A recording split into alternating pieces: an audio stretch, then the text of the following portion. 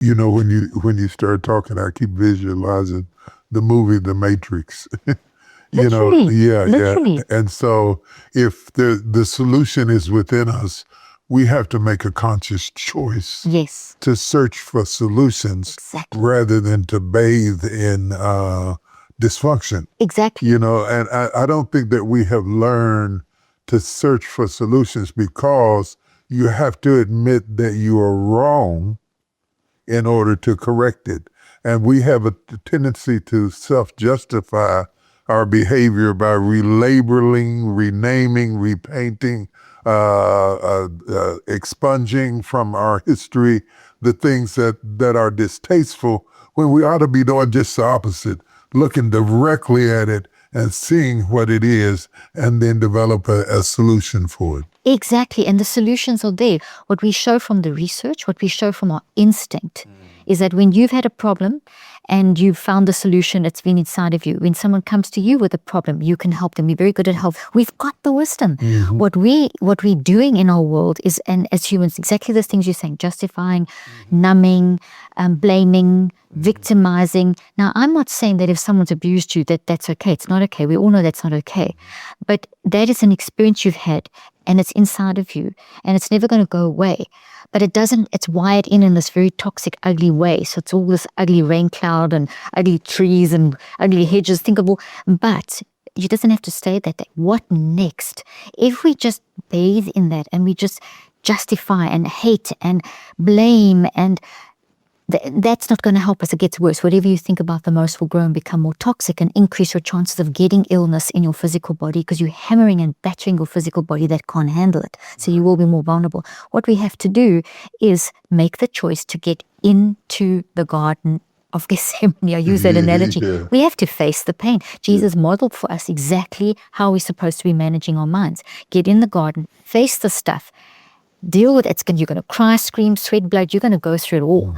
But that's part of the healing process. There's a movement forward in the garden. There's a processing forward. Eventually it gets worse before it gets better. And I've done research showing that there's a whole healing journey and cycles of 63 days, and it's up and down. Things do get worse, but they do get better. Then you will rise with the wounds in your hands. And that's what we're not doing enough of. What we're doing in our world today is the pain starts, let's numb it with a medication, let's get a diagnosis, let's label, let's fight, let's blame, let's argue, let's throw stones, this, instead of saying, let's cry together, let's face this together. That's what love really is. This is so good because throughout history, wherever there's been mass killings, it is because we blame somebody else for a problem that we had on the inside. And it's so easy to point at someone else or something else and make it the villain. And even if you have had traumatic experiences to happen in your life, I believe in therapy. I think therapy is wonderful. It's a great thing. But if all we do in therapy is name the condition and don't go further into curing the condition and finish the whole process, then the name just becomes justification for me to continue to act out. I'm bipolar, so expect that from me.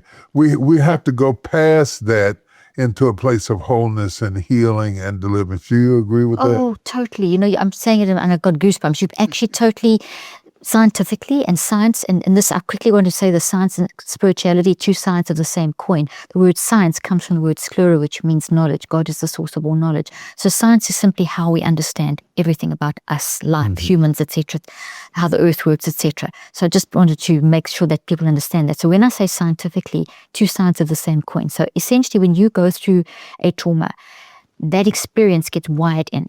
All the way I just explained now. It comes in, the unconscious mind grabs it, it gets processed, puts it into the subconscious, into the body, into the brain, and it's now a network. I got to stop you right there because I really want to nail this in. People think that science and spirituality are opposites and opposing each other, and then turn around and call God omniscient. And the root word for omniscient is science. So Thank you. So the two can be they can be congruent one with the other. The problem is sometimes the people who introduce the science do it without acknowledging the spirituality. But you have chosen to walk down the path with both science and spirituality, because you understand omniscience, the relationship between one another. Am I right about that? Oh, absolutely. Since the beginning of my career, it's been the most logical thing. You can't separate them, science and spirituality. Two sides of the same coin. I have my most spiritual moments when I'm doing research. Because what am I doing? I'm looking at knowledge. I'm looking at omniscience. I'm looking, oh wow, that's how this works. You can see how passionate I am about this whole mind stuff. When I've seen with my clients, my patients, myself, people, the millions that we reach, when you get a handle on what your non-conscious mind, your wisdom, how your mind works, you start seeing, and it's all scientific. When you get the handle on, because I'm telling you sciencey stuff, but it's totally spiritual. I'm teaching you non-conscious mind is your spirit level. So non-conscious is the scientific word. We can give all the science, there's theories, there's clinical trials showing that. So science and spirituality are one and the same thing, but two sides of the same coin. So science is the how-to. How does it all work? And spirituality is the more philosophical. This is what it kind of shows up like in our life, and how it makes us feel, and the impact of life on us. I think that's what the writer meant when he said that we're fearfully and marvelously made. On one hand, he is getting into the how-to and studying the chromosomes or whatever it is that he's studying, but he's also tying it back to the higher power of God that it enabled that to be. I'm fearfully and marvelously made. I didn't just happen. I just didn't grow like mold on a wall. No. That it was made to happen, and that God is the author and the finisher of everything that exists, and by him all things consist. And to find both in one person is a bit of a novelty, because I think some scientists who do have faith are ashamed to openly proclaim their faith. You know how Apostle Paul was laughed at, that though he was brilliant, spoke in multiple languages. His peers resented the fact that he had faith as well. And sometimes it takes courage in a room full of scientists to introduce faith. And it takes courage in a room full of faith-filled people to introduce science, because we come back at the scientists with simple answers and scriptures that negate everything. Some of the comments that you get back, from people who don't go through the trouble of processing what they just heard and thinking about it with an openness of mind. And I think that's why I keep going back to the Matrix, to the openness of mind to think, how do these things fit together? One of the things, and we're going to talk about this in a minute, but one of the things I think is really interesting is working puzzles helps deter Alzheimer's, because you have to sit and think, how does this fit? And I find so many times people would rather be taught something and memorize it than to decode it and understand how it fits.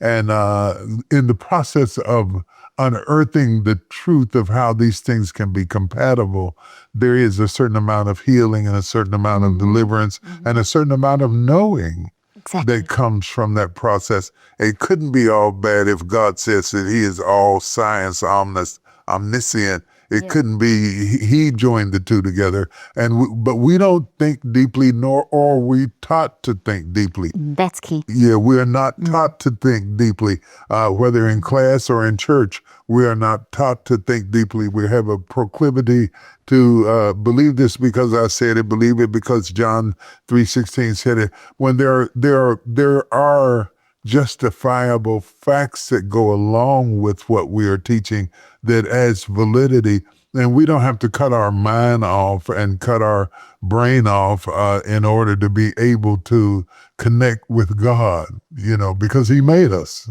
Exactly. Well, you say so many brilliant things there.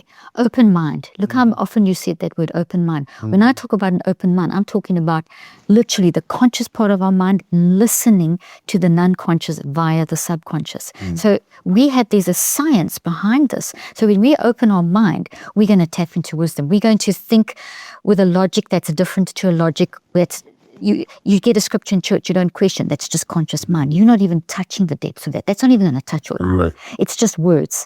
It's not going, and words are powerful, but they're words that don't penetrate, that don't change you. For you to change, you have to really, what does this mean? You really have to connect into the depth. So logic, for example, X plus Y equals Z. If you do that on a conscious level, you're going to make bad decisions.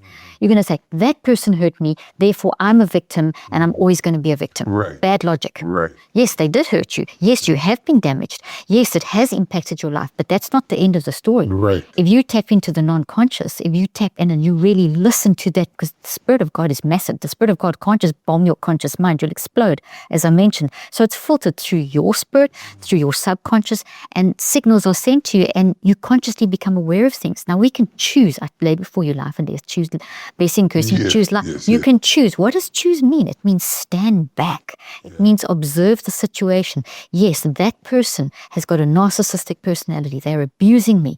This is a terrible life. You do not have to be that person's affecting you. Sure, you going no contact may be an option, but what one has to do at the same time is look at that whole scenario that's happening and look at the impact on you and protect yourself. And basically, I've got to say this in a very, very, very clear way. So let's say that you're going through a very traumatic situation. This is real. It's in your life. You are a victim of a situation. And that's creating all these toxic networks and affecting how you function. Now, if you just stay in that scenario, you're going to get worse. You're going to have to get out of that scenario to be able to heal in order to be able to function well.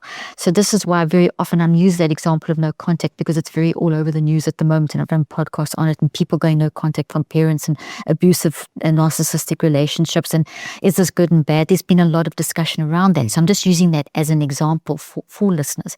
So now you've got this experience, they've all wired into you, but as each narcissistic experience is happening, it's wired in, but the solutions are wired there as well. It also activates generational trauma in whatever way. So there's this mess coming up in you. So if you don't heal, you're just going to get worse. And so therefore part of the healing is you're going to have to create a bit of a bubble around you and disconnect. So that means that you have to disconnect. When we talk about disconnect, we talk about disconnecting from what? From the source. Like plugging in a computer keeps it charged. You want to disconnect from the source of pain. So therefore it may be that you need to go no contact from that narcissistic person. Now, it doesn't mean that you're going to sit back in the space and blame that person forever. Right. You can acknowledge the impact. You can say, this is what was wrong.